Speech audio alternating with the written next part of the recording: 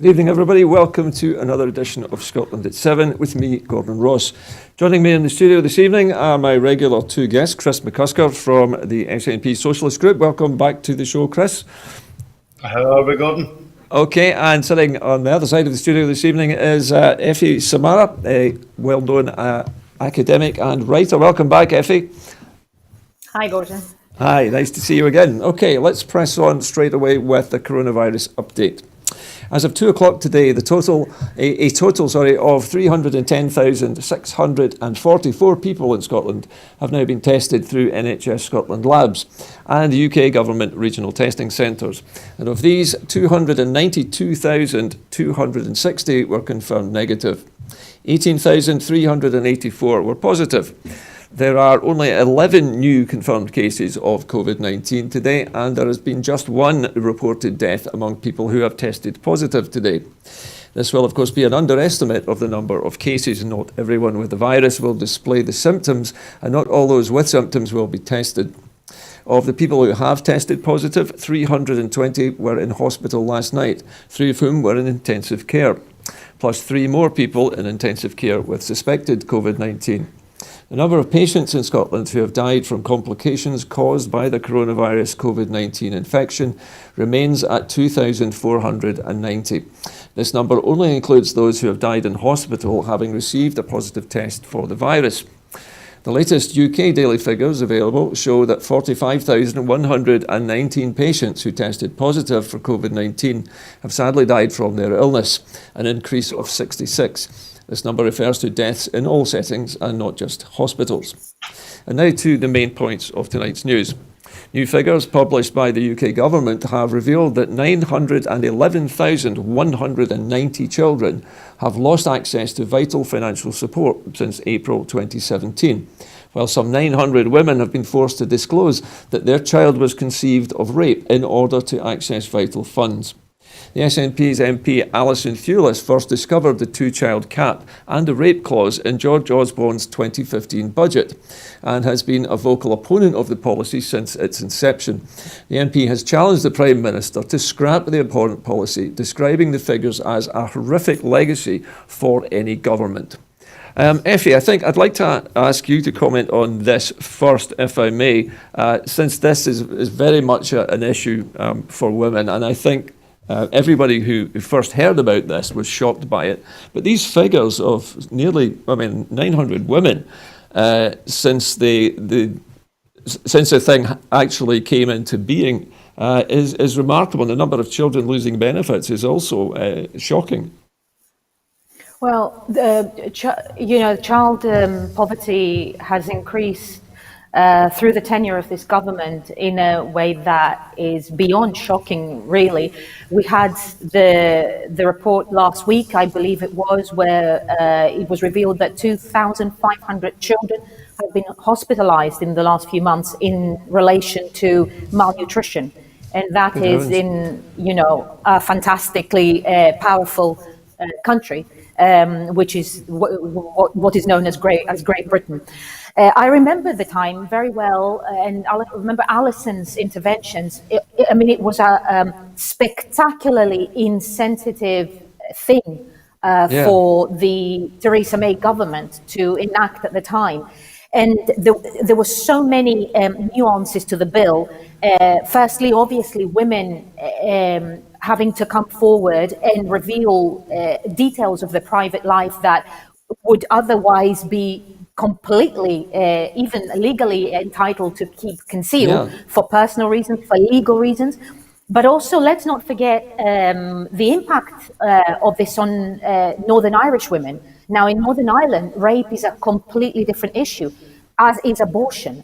Now, there was a huge big debate about what would happen to these women. And then we knew about the ensuing poverty that this would bring. This was no doubt, and I'm not 900 women coming forward. Obviously, the legal implications of this, but also in terms of their children when they reach maturity or their teenage years, having to deal with the reality of knowing that they were conceived of rape, where again their mother may have judged it better to keep that information from them, and the discrimination or other issues that can be related to that. I think we are destined to see more of this. The bill obviously is still in force. And and as Alison had pointed out at the time, it would be impossible to predict what the full impact of it is. But obviously, it's, you can only see that it's going to be just negative. It was a horrific exercise by the Theresa May government. I remember at the time Esther McVey trying to mask this, disguise this as some sort of magnificence. She said, well, you can talk to social workers, you may be able to talk about things that you didn't want to talk about and deal with them, or other mental health concerns. This is not a munificent act. This is a horrific act perpetrated on women and actually on children really conceived in poverty. Again, this is a class war perpetrated by a government who's obsessed with money and class. And there's the proof. And it seems, Effie, to me at least, to be an unnecessarily cruel and callous way of treating these women as well. I mean, it was so unnecessarily cruel, it shocked me when I first heard about it. Well, it's a totally gendered item. It's obviously the women who are going to have to deal with not just the impacts, the consequences of rape. Imagine being raped as a human being. That's having to relive that as well. And having to precisely relive it and reenact it in order to convince the authorities to give you what was previously a given benefit, and something which a country as rich as the United Kingdom should be able to give to all its children. Now, obviously, you segregate women and you make them come forward. You force them to come forward and reveal things that would otherwise maybe should have kept private and secret. Yeah. I don't think we've seen the end of it. It's not gonna end well. No. Well, thank you, Effie. Chris, do you have a comment on this piece of legislation? I'm sure you must have an opinion about this one. Well, the only thing that I'll say is the fact that it's a horrific legacy set by the UK government, which is something that really reminds me of the Victorian era. But then again, this government actually revels in the values of the Victorian era.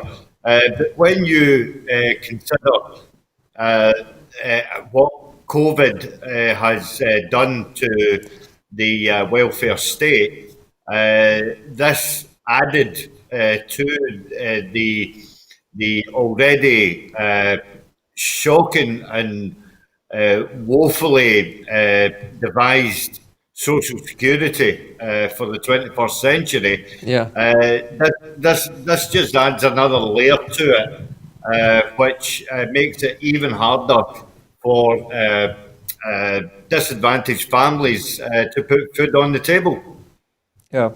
Well, listen, thank you, both of you, for your comments on that story. And moving on now to our next item, and that is a labour market statistics update. Commenting on the latest official labour market statistics published by the Office for National, the Office for National Statistics today, beg your pardon. The Cabinet Secretary for Economy, Fair Work and Culture, Fiona Hislop, said that for the period from March to May 2020, Scotland's employment rate estimate fell over a quarter to 74.1%, and the unemployment rate estimate rose over a quarter to 4.3%. These statistics cover around 2 months of lockdown measures before businesses started to open again, but they do not reflect the full picture of our labour market, as the job retention scheme will have offered some relief to many employers and employees. We want to provide long-term certainty for those affected by COVID-19 pandemic by continuing to keep companies and businesses and people in jobs, and have provided a package of support to businesses that totals over £2.3 billion. This includes the £185 million additional support fund for businesses otherwise unable to access support. The job retention scheme will end in October, but we believe the UK government must extend the scheme, particularly for sectors that have been most affected by COVID-19. For example, travel and tourism and hospitality, given that most of these sectors will not have fully recovered by October. We also need to make sure that there is support for those who have lost their jobs to date. And we have committed a further £100 million for employability and training support. This will help anyone who has lost their job or who is at risk of losing their job, as well as those looking for work. Now, Chris, this is obviously some good news. The Scottish Government offering some assurances to people both in work and to business owners that they're going to make every effort to continue to help. How does this compare, do you think, with the way the United Kingdom government is providing support at the moment? Is there a comparison to be drawn? Well, there can't be a comparison drawn, really, because when you compare what the Scottish Government have been able to come up with, if that was a comparable with the UK government, then it would make some sort of difference. But at the end of the day, it's to be lauded the fact that the Scottish Government are going that extra mile. Yeah, they do seem to be. Yeah, but we have to be mindful of the fact that the carpet UK-wide will be swiftly pulled from under everyone's feet, every worker's feet come January, and those jobs that haven't been protected, those employers who have not bought into the furlough scheme, with the golden carrot of £1,000 in order to keep them afloat, then unfortunately we are going to see the unemployment figures rising.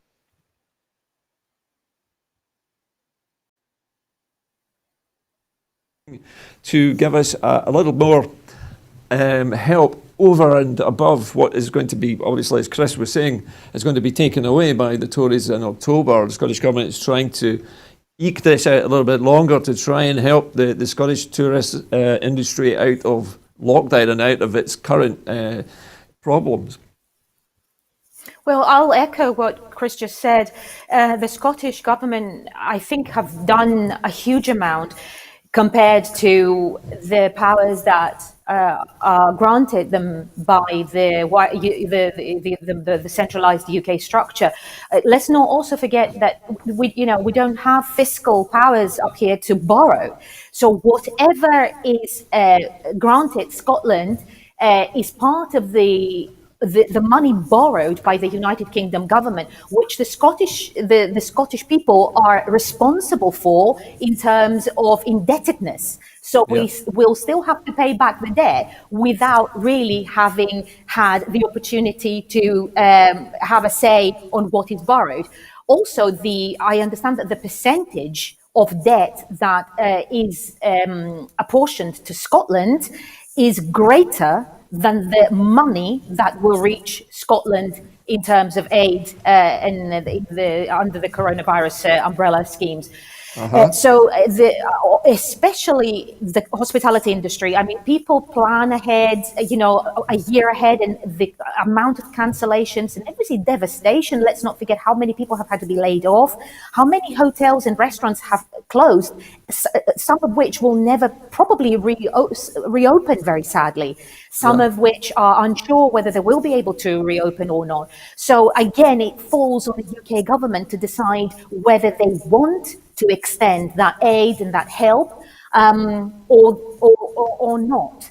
There's limited amount that we can do other than put pressure on them. Political pressure at some point, one would hope, but with someone like Boris Johnson in charge and Gove in the Duchy of Lancaster, and also Rishi Sunak started out. We thought he was quite an enlightened individual.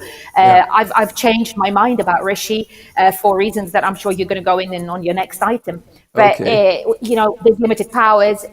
Let's see what happens. Okay. Well, listen, thank you, Effie. And speaking of our next item, we're just going to move straight on to that in a moment. Now, the SNP say that the Tories are guilty of a con trick as pressure grows over the power grab. The SNP has said that the Tory government's white paper on the so-called UK internal market is a smoke and mirrors attempt to disguise a blatant power grab on the Scottish Parliament. The plans would create a mechanism enabling the government to override the Scottish Parliament and to impose its own policies in Scotland's devolved areas. Now, I just have received a few moments ago, in fact, a report now from these.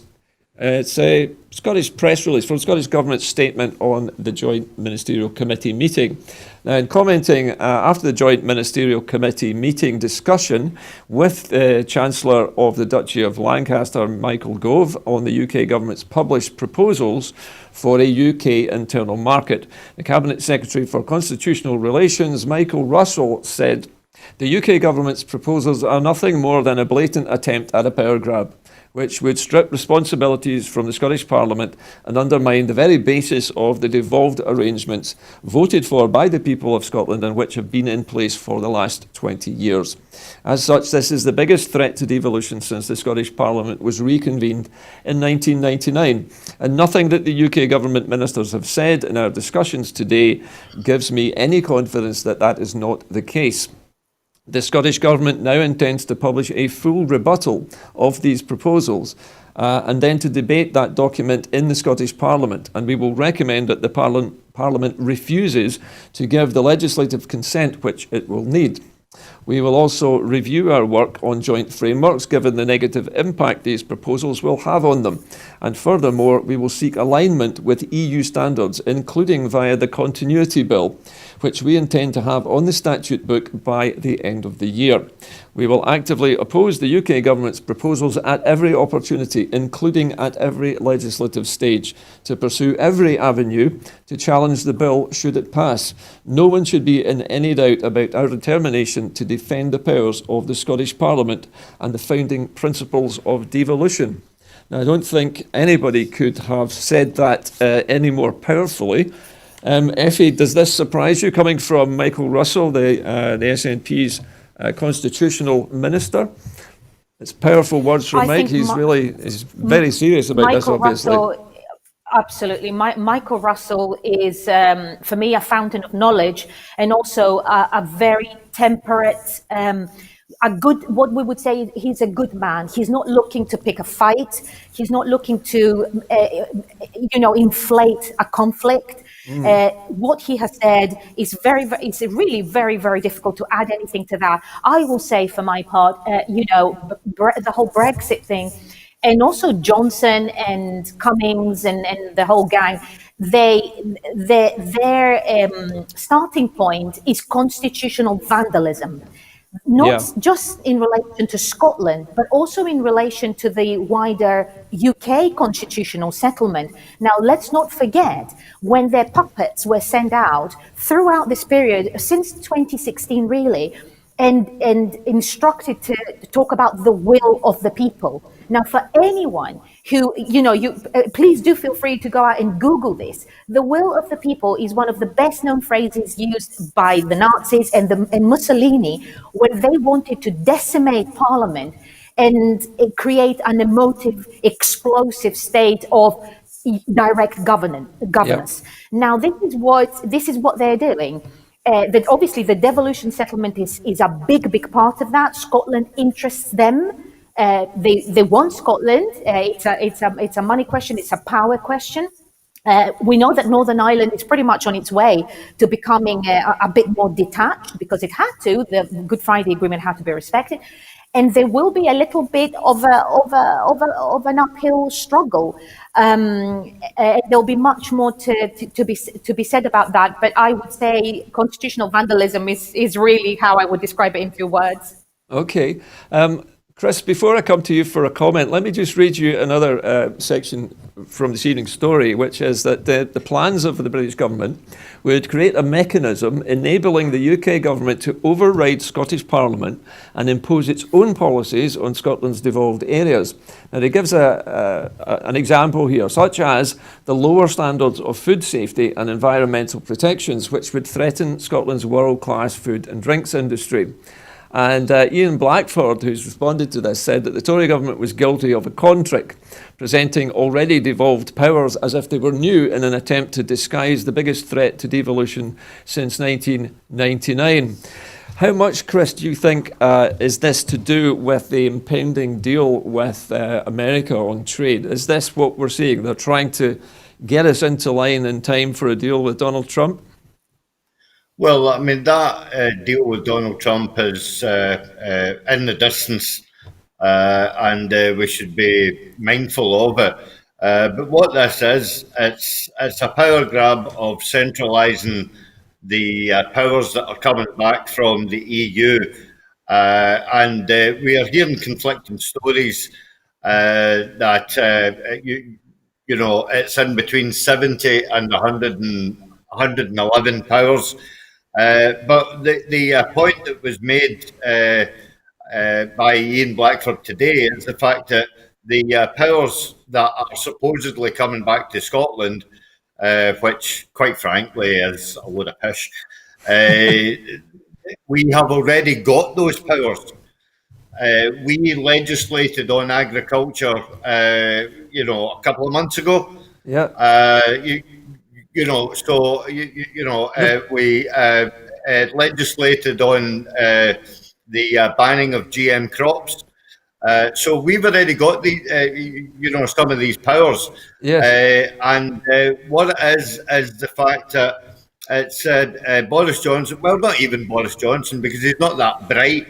It's Dominic Cummings, and what he wants to do is have an unelected quango, which will have a veto on any legislation passed by the Scottish Government before it is ratified by the UK Government to be enacted in law. Okay.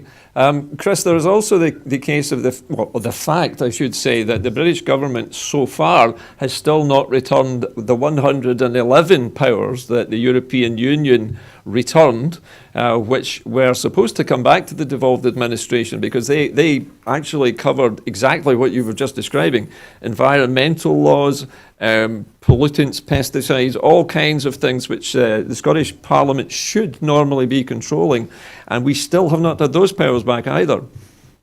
Yeah, and this is because they don't want to give the powers away, and as well as that, I don't want to alarm the viewer, but there's also with regards to the food standards.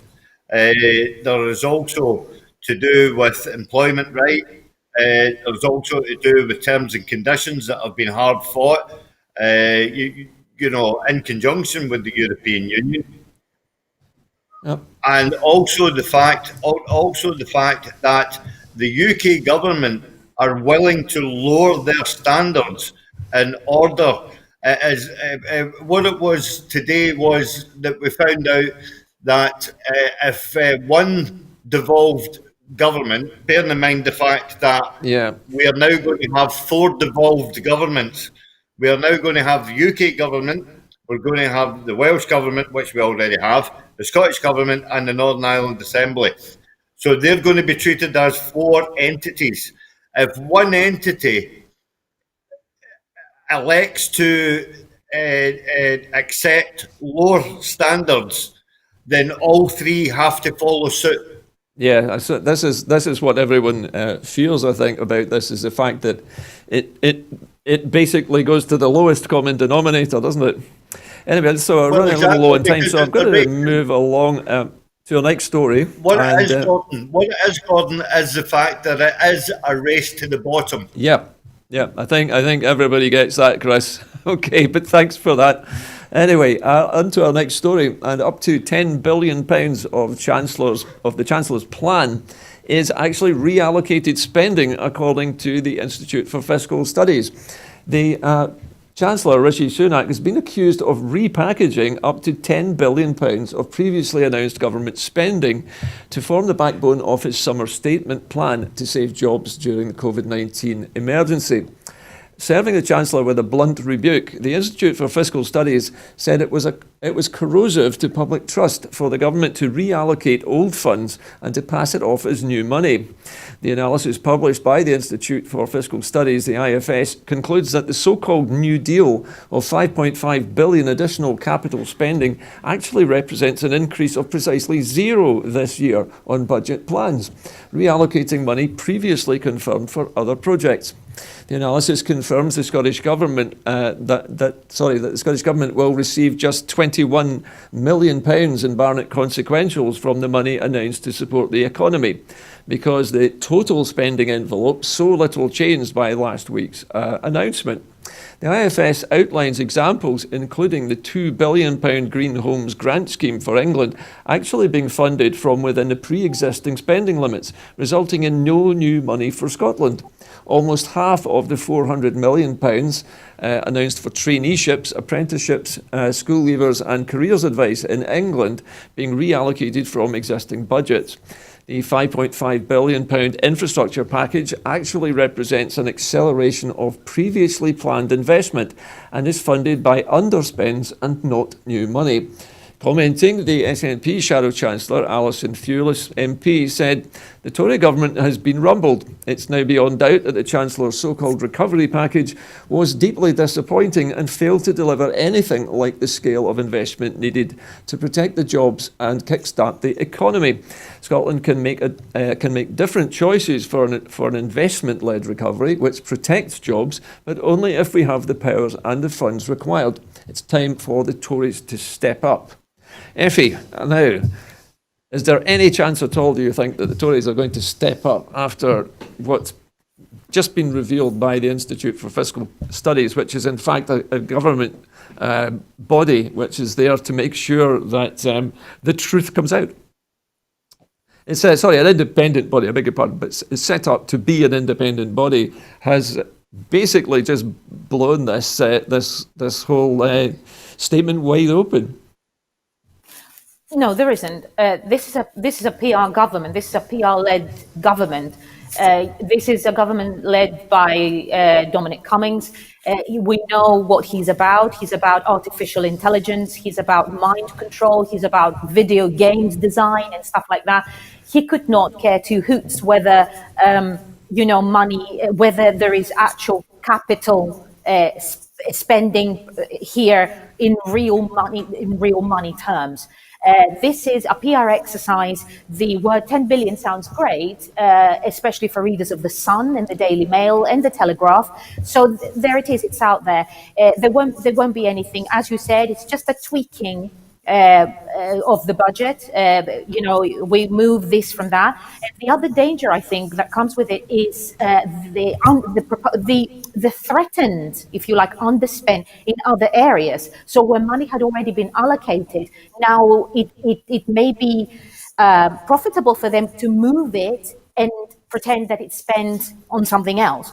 Yeah. So in terms of real capital, and also for the consequences and the impact on the devolved administrations, I don't think it's great news. It's gonna impact quite seriously. Yeah, it's a tiny amount of money, Effie.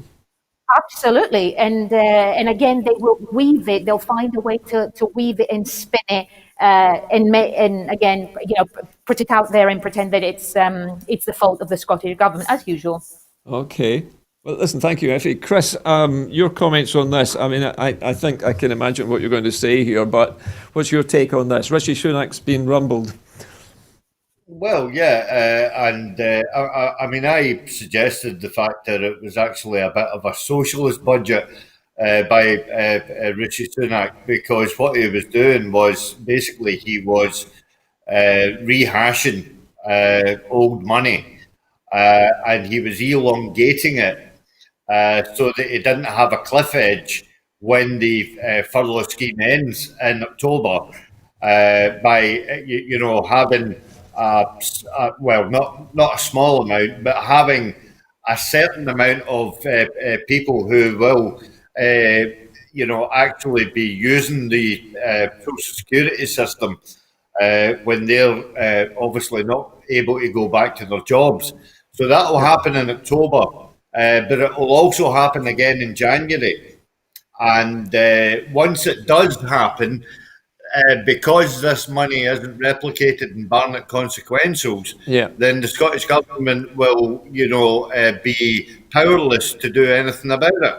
And therefore, the Tories can then say, "Oh well, we've already, apportioned this money, and it will leave the fact that the Scottish Government will have to borrow from Paul in order to pay Peter in order to give to Sarah." And that means that they'll be able to blame the Scottish Government for an indefinite amount of failings, which is not actually down to the Scottish Government, it's actually down to the UK Government. Well, of course, that is always the way of it, Chris, isn't it? When we go to Holyrood, all we hear is the Tories saying, you should fix this, you should spend the money on this, knowing full well that the money is not going to come from Westminster to do it. So obviously this is... It's not only the Tories that no, say that, true. It's also Scottish Labour. And time again, Nicola articulates wonderfully the fact that you tell us where we should make the savings, and then we'll look at the sums. We'll find out if we can make the savings there, and we will do so. But time and time again, they never point out where the savings are to be made. Okay. Listen, thank you, Chris. Thank you for that. We're going to move on. We've got a packed show tonight. Okay, our next story. An Intelligence and Security Committee is to vote to publish the suppressed Russia report.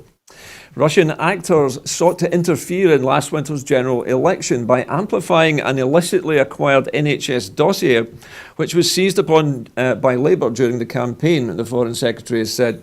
Dominic Raab's statement is the first time ministers have admitted that the Kremlin has tried to distort the workings of British democracy, a practice the Foreign Secretary says was totally unacceptable. The British intelligence has been investigating for several months how the 451-page dossier of official emails ended up in the hands of Jeremy Corbyn during the election campaign.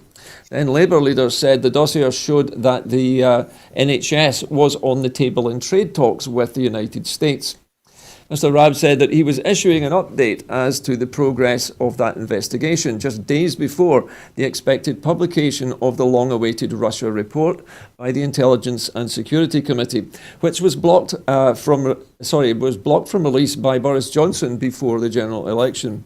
Ministers had until recently insisted that there was no successful example of Russian disinformation affecting a British election, although there have been persistent allegations that the Kremlin sought to influence the result of the 2016 EU referendum.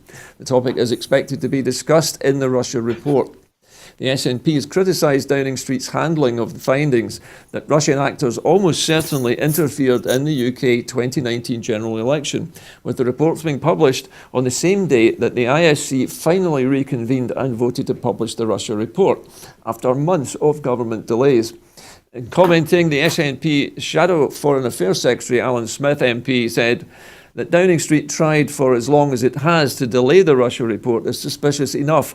But now that we see the Foreign Secretary trailing what is likely to be in it before the publication, suggests that it may contain damning findings, and the Russian regime will have questions to answer.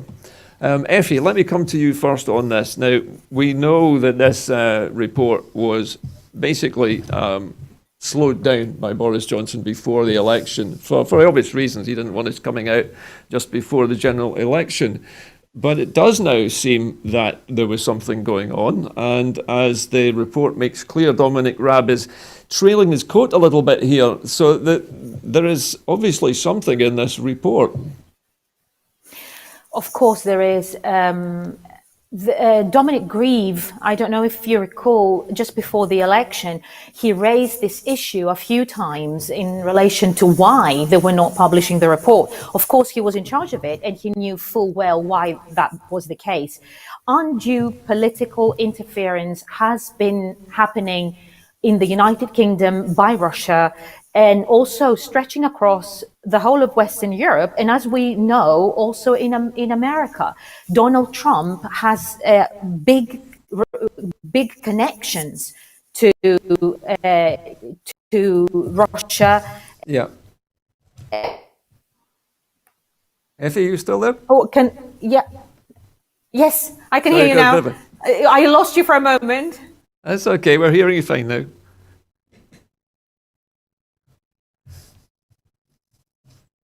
Looks like we have a little freeze on Effie's equipment there. Chris, let me come to you in the meantime for your comments on this. The Russians interfering in British democracy, it's been suspected for a long time, and you would have thought actually that the Tories would quite have liked to have proved that the Russians were working with Jeremy Corbyn, wouldn't you? That was my reaction to it when I heard this. Yeah, and I'm really glad that Effie brought up Dominic Grieve. Yeah. You know, because he was assiduous in the pursuit of the Russian report, and sadly didn't see it come to light during his tenure. Now that he is no longer an MP, they were trying to lump it round Jeremy Corbyn's neck, and. Obviously, it was a tenuous link that Jeremy Corbyn just wasn't going to buy. But I'll probably go back to an earlier comment that Effie again made, is that it would make wonderful spin headlines for the right wing media. Down in England, in order to further besmirch Jeremy Corbyn's name. But of course, Chris, the fact of the matter is there must have been a leak somewhere for this document to be given or handed over to the Russians in this way. Well, there's something embarrassing in this for the Tories somewhere. Yeah, but we could point the finger at at least half a dozen people, and one notable person that has got proven links to Russia is Dominic Cummings. Yeah. We know that he spent the last 9 years in Russia. I think he spent 3 years there, Chris. I might be wrong. I think it was 3. 3 years. I think so. It's maybe been 9 years since he was there. Yes, aye, that's it. So it was 9 years ago that he spent 3 years in Russia, trying to endear himself, towards the Kremlin and stuff like that. And so no doubt that he's got various links. Okay. And it wouldn't surprise me if it had his fingerprints all over it. Chris, thanks for that. Listen, I'm going to have to stop this story there. Effie, I'm glad you're back with us. And we're moving on to our next story, beg your pardon. The Marine Accident Investigation Branch have published a report into Stena Superfast 7 and Royal Navy submarine near miss. The Marine Accident Investigation Branch, I beg your pardon, today published their report into a near miss when a Stena Superfast 7 ferry had to take rapid evasive action to avoid a collision with a Royal Navy submarine when the officer of the watch on board the ferry spotted the submarine periscope close ahead on the 6th of November 2018. In a statement, the Chief Inspector of Marine Accidents said, "The lookout on board the ferry Stena Superfast 7 spotted a submarine's periscope close ahead. The officer of the watch then took immediate and effective action, turning the ferry to avoid a genuine risk of collision with the submerged submarine. The incident happened because the submarine's control room team had underestimated the ferry's speed and overestimated its range, resulting in safety-critical decisions being made based on inaccurate information. Although there was no collision, this was the third accident or incident involving a dived Royal Navy submarine and a surface vessel in the last 4 years, which is a matter of significant concern. The Royal Navy cooperated with the MAIB's investigation into this near miss and has taken a series of actions intended to prevent a recurrence. And in response to this other similar incidents. However, I have today recommended that the Royal Navy undertakes an independent review of the actions that have been taken in order to ensure that the risk of similar collisions has been reduced as low as possible. Emma Harper, MSP, said that the report is deeply worrying, and for years now I have asked the MOD to realise how dangerous and unsafe the Royal Navy's current practices are for the surrounding population, especially either side of the Irish Sea. Failure to follow standard safety procedures is unacceptable in any workplace, but on a military submarine it could result in extreme tragedy, and not just for those on board. Effie, welcome back. I hope you're able to speak to us again. We had a bit of a freeze on your line earlier on. This is another one of these stories, isn't it? How do they do it? The Royal Navy manages to sail their submerged submarine almost into the path of a high-speed ferry. It's amazing, isn't it? What a piece of terrible seamanship. I've got to say, all of my mum's family, they're all seamen, captains of the merchant navy. I'm not very good with yachting and things like that. I can't even swim very well. So I may not be the best person to think how you can actually do that. It's interesting. I don't know whether that would have been something to do with the satellite or something to do with the steering mechanism or the hydraulics failing, or some other things. I'm afraid, to be honest, the Royal Navy are known. Well, Effie, the reason why. Yeah, the Royal Navy has already admitted that they made mistakes, and they miscalculated how far the ferry was away and how fast it was moving. So they pretty much held their hands up to this. It was their fault. So does that mean, is that human error then, or yes. Would it be right? Okay, well that says it all. And possibly a systems error as well. Yeah, if they might have misread their instruments. Error. Yeah. Well, Chris, that would have ended not well. No. I mean, a nuclear-powered submarine crashing into a passenger ferry is not a pretty sight. Chris, what do you think of this story? Well, I mean, obviously, there's a certain amount of human error. Yeah. And you're probably right to say that there could have been a systems error, some sort of technical error. But, it really just shows how dangerous it is to have these weapons of mass destruction in our waters. It's in a very narrow channel, Chris. In the North Irish Channel, it's a busy ferry channel as well. And it adds to the argument as to why we have got these unnecessary weapons of mass destruction in our waters. Indeed, it does. Yeah. And if they're taken away, sooner they're taken away, I think everybody in Scotland will be happy about it. Okay, well, so we're going to leave this story and move on to our next story, which, strangely enough, involves Russians again. This time, Russian hackers have targeted COVID-19 vaccine research. Now, hackers backed by the Russian state are trying to steal COVID-19 vaccine and treatment research from academic and pharmaceutical institutions around the world, Britain's National Cybersecurity Centre said on Thursday. A coordinated statement from Britain, the United States and Canada attributed the attacks to Group APT29, also known as Cozy Bear, which they said was almost certainly operating as part of Russian intelligence services. We condemn these despicable attacks against those doing vital work to combat the coronavirus pandemic, said the NCSC Director of Operations, Paul Chichester. The NCSC said that the group's attacks were continuing and used a variety of tools and techniques, including spear phishing and custom malware. APT29 is likely to continue to target organisations involved in COVID-19 vaccine research and development as they seek as they seek to answer additional intelligence questions relating to the pandemic the NCSC statement said. The Canadian authorities said the attacks were hindering response efforts and that risks to health organisations were elevated. Canada's Signals Intelligence and Cyber Threat Centre advised institutions to take action to protect themselves. The Russian government-linked group Cozy Bear is widely suspected of hacking the Democratic Party before the 2016 US elections. Now, I've come to you first on this one, Chris. The Russians seem to have been doing an awful lot of stuff recently. This, yet another story involving Russian subterfuge, this time trying to steal or trying to find out information about Western vaccines. It just seems an awfully extreme way to go about this.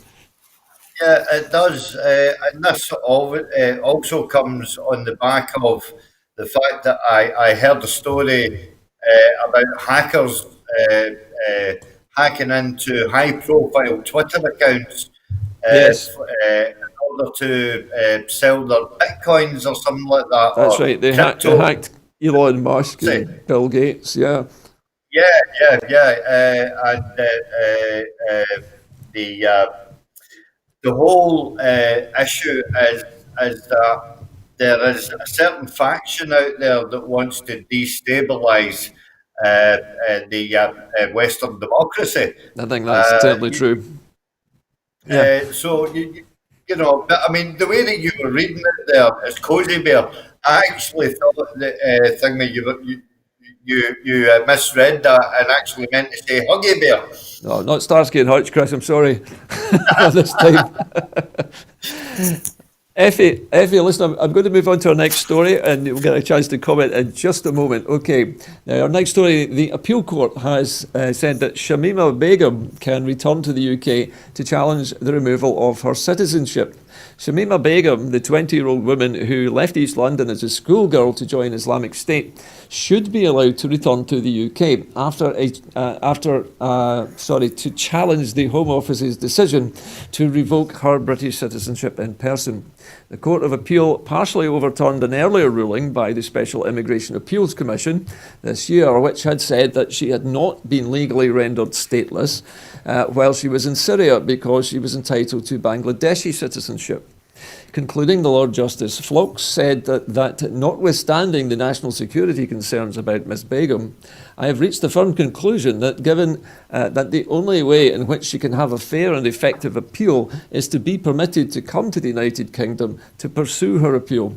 The judge added, fairness and justice must, on the facts of this case, outweigh the national security concerns.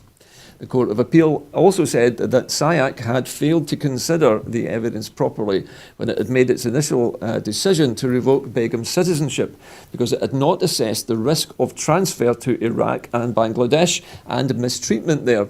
The courts have heard that if Begum were forced to go to Bangladesh, she could be hanged.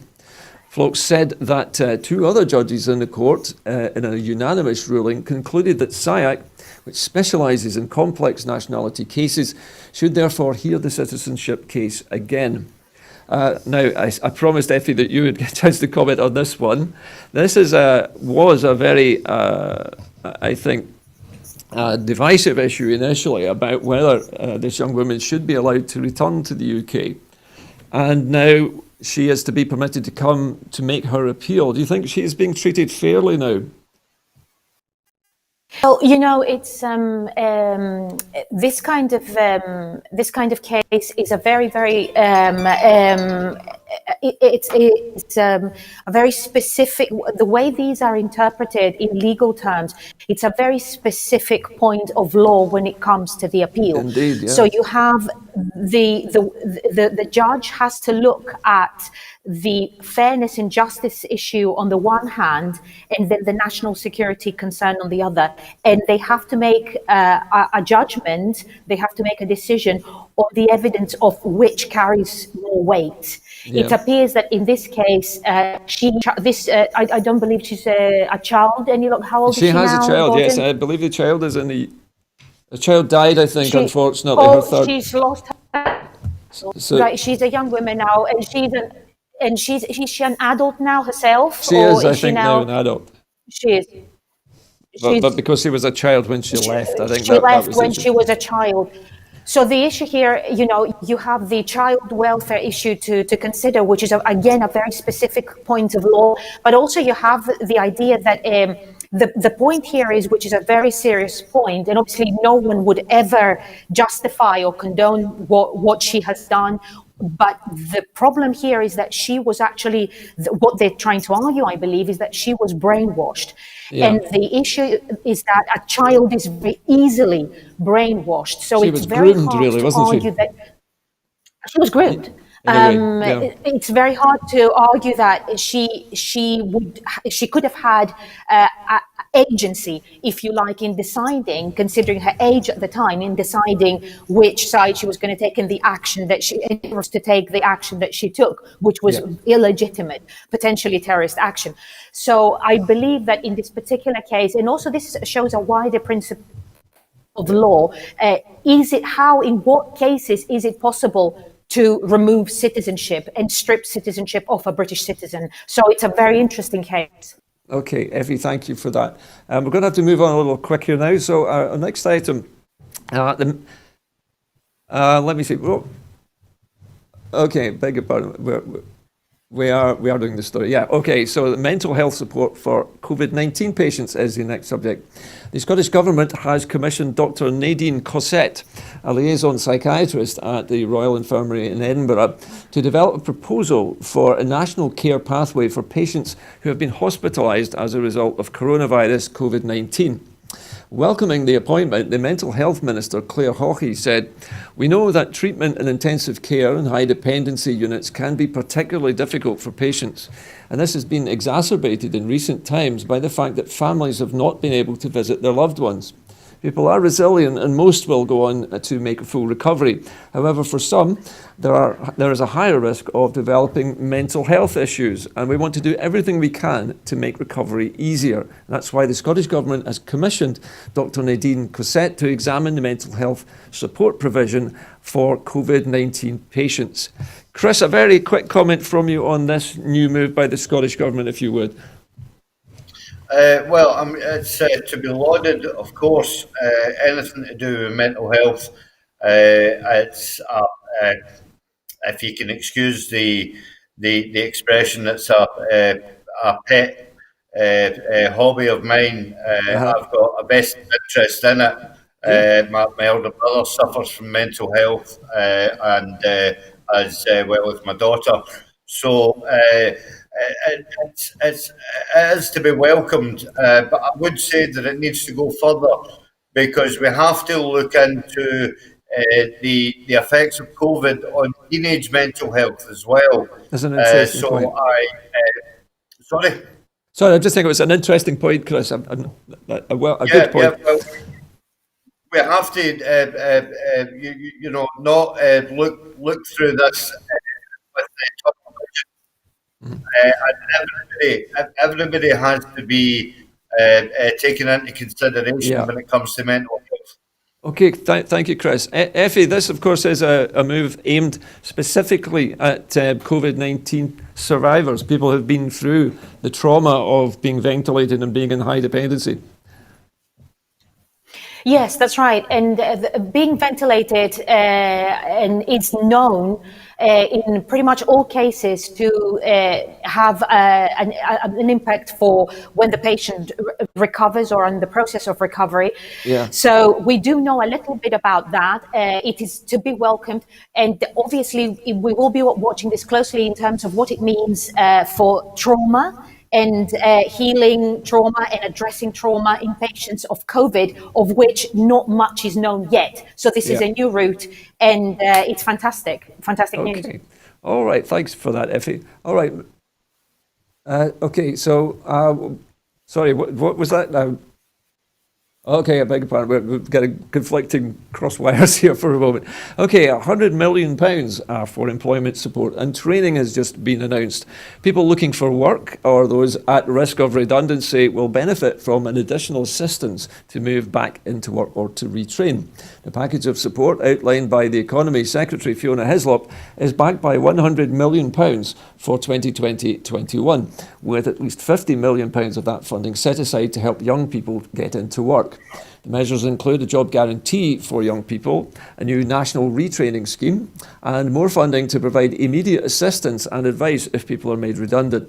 In addition, Fair Start Scotland, our employment support service, has been extended by a further 2 years to March 2023. Now, I know both of you will probably think this is a good idea. If I could take you first, Chris, for your response to this, and another piece of good news from the Scottish Government. It is, yes. Again, it's another good piece of news coming out from Fiona Hislop. Again, it's Scotland trying to do its best, and what we can see, looming on the horizon, and they are engaging with enterprise.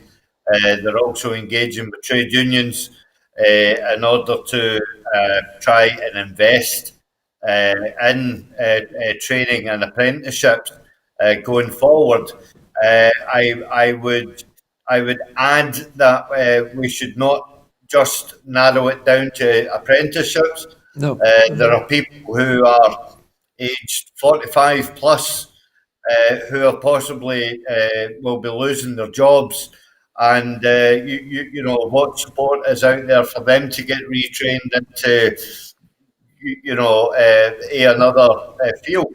I think this is targeted at exactly those people, Chris, according to the story that we've got tonight.